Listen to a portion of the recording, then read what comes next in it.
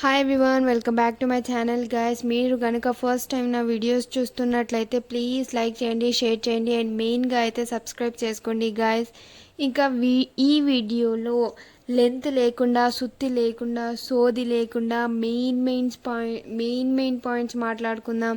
అలాగే గేమ్ గురించి మాట్లాడుకుందాం. ఇంకా స్టార్టింగ్లోనే బిగ్ బాస్ స్టార్ట్ అవ్వగానే నిన్న జరిగిన లాస్ట్ నామినేషన్స్లో యష్మి చెప్పింది కదా సోనియాకి, పృథ్వీరాజ్ని, నిఖిల్ని ముందు పెట్టుకొని నువ్వు గేమ్ ఆడుతున్నావని.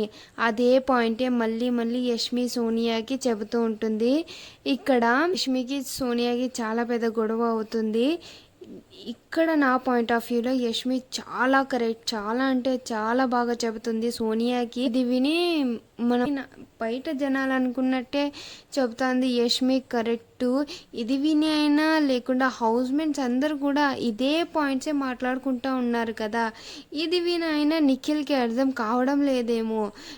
మళ్ళీ వెళ్ళి సోనియాని చెయ్యి పట్టుకొని సారీ చెబుతూ ఉంటాడు. నువ్వు నా హార్ట్ని బ్రేక్ చేసావు నిఖిల్ అంటుంది. ఏందో నిఖిల్ మారాలి, ఏందో కీలు బొమ్మ అయిపోయినారు నిఖిల్ సోనియాకి. ఇంకా పృథ్వీరాజు కొంచెం అర్థం చేసుకున్నట్టు ఉన్నారు, అందుకే కొంచెం దూరం ఉంటున్నారు సోనియాతో. పాపం ఈ పృథ్వీరాజ్ అన్న మారనీళ్ళండి కొంచెం. నిఖిల్కి అసలు బుర్ర లేదు, ఏం లేదు.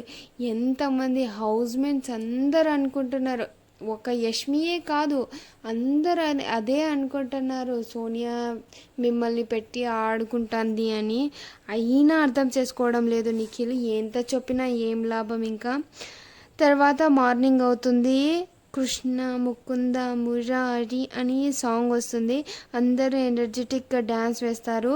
తర్వాత ఇప్పుడు చీఫ్ సెలెక్షన్స్ గేమ్ పెడతారు.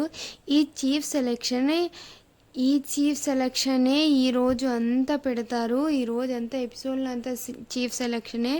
ఏంటంటే ఈసారి అందరు హౌస్ మేట్స్ బొమ్మలు తెచ్చిపెట్టారు, ఒక నిఖిల్ బొమ్మ తప్ప.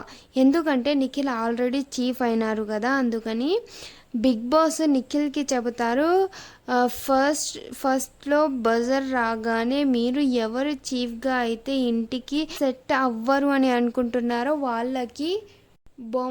వాళ్ళ బొమ్మని సుత్తితో విరగ్గొట్టాలి, రీజన్ చెప్పి విరగ్గొట్టాలి అని అంటారు.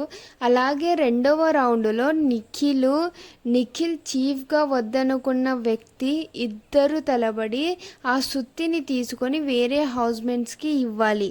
ఆ సుత్తి తీసుకున్న వాళ్ళు హౌస్మేట్స్లో వీళ్ళు చీఫ్గా వద్దు అని అనుకుంటున్నారో వాళ్ళకి కారణాలు చెప్పి వాళ్ళ బొమ్మని విరగ్గొట్టాలి అంటారు. అలా ఫస్ట్ నిఖిల్ ఆదిత్య ఓం గారి బొమ్మను విరగ్గొడతారు.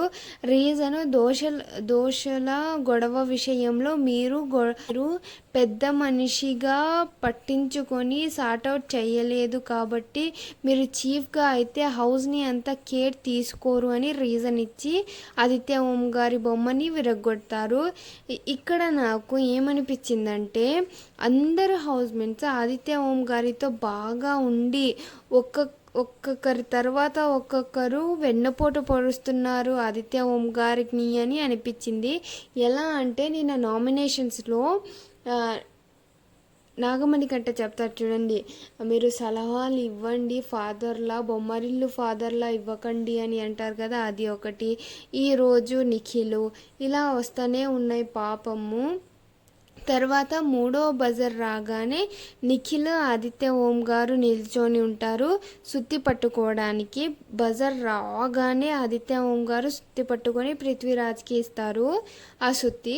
పృథ్వీరాజు నాగమణి కంటని చీఫ్గా అయితే మీరు మెంటలీ ఫిజికలీ వీక్, మీరు హౌస్ని హ్యాండిల్ చేయలేరు అని రీజన్ చెప్పి నాగమణి కంట బొమ్మని విరగ్గొడతారు.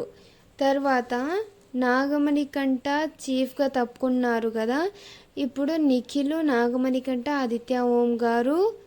నాలుగో బజర్ రాగానే వీరిలో నిఖిల్ పొయ్యి సొత్తిని పట్టుకొని సీతకి ఇస్తారు.